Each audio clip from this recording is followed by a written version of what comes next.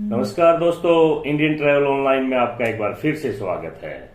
दोस्तों, गंगोत्री धाम छोटा चार धाम के दूसरे तीर्थ स्थलों में से एक है और ये अपना विशेष स्थान रखता है क्योंकि यह हिंदुओं की सबसे पवित्र नदी गंगा का उद्गम स्थल है। ऐसा कहा जाता है कि राजा सागर के पोते भागीरथ ने अपने पूर्वजों को ऋषि कपिला के श्राप से मुक्त कराने के लिए गंगा को पृथ्वी पर आने के लिए मजबूर किया और 1000 वर्षों तक उनकी तपस्या की। दोस्तों, गंगोत्री धाम समुद्र तल से 3042 मीटर की ऊंचाई पर बसा हुआ है। कहा जाता है कि गंगा मैया के मंदिर का निर्माण गोरखा कमांडर अमर सिंह थापा ने 18वीं शताब्दी में कराया था। गंगोत्री धाम उत्तराखंड के चार धामों में दूसरा स्थान रखता है। ये उत्तरकाशी की सुंदर वादियों के बीच बसा हुआ है। हरी भरी वादियां, चहचहाती चिड़ियाएं, कल कल कर बहती मां गंगा इस धाम की सुंदरता को चार चांद लगा देते हैं। गंगा के साथ पूरे भारत की आस्था जुड़ी हुई है। गंगा के जल को सबसे पवित्र माना जाता है। इसके साथ ही गंगा को गंगा मैया का दर्जा दिया गया है। पुरानी कथाओं के अनुसार भगवान राम के पूर्वज रघुकुल के राजा भागीरथ ने मां गंगा को धरती पर लाने के लिए इसी जगह एक शिलाखंड पर बैठकर भगवान शिव की बड़ी घोर तपस्या की थी। भगवान शिव भागीरथी के तप से प्रसन्न हो गए और खुश हो गए।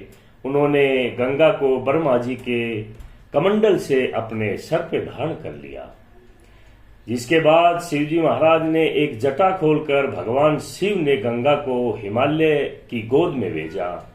मां गंगा ने धरती को पहली बार गंगोत्री धाम में ही स्पर्श किया। माना जाता है कि पांडवों ने महाभारत युद्ध में मारे गए अपने परिवार वालों की आत्मा की शांति के लिए गंगोत्री धाम में देव यज्ञ कराया था। गंगोत्री धाम उत्कृष्ट सफेद ग्रेनाइट की चमकदार पठारों से बना हुआ है। यहाँ एक शिवलिंग भी है जो जलमग्न है। गंगोत्री धाम के 19 किलोमीटर की दूरी पर गोमुख है। गोमुख वही स्थान है जहां से भागीरथी नदी निकलकर जमीन पर आई थी।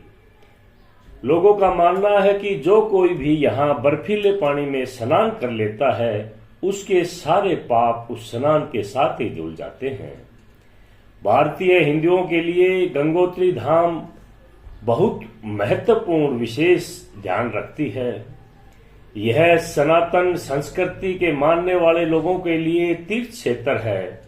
कहा जाता है कि अपने पूर्ण आयु काल में एक बार इस तीर्थ स्थान पर जरूर जाना चाहिए।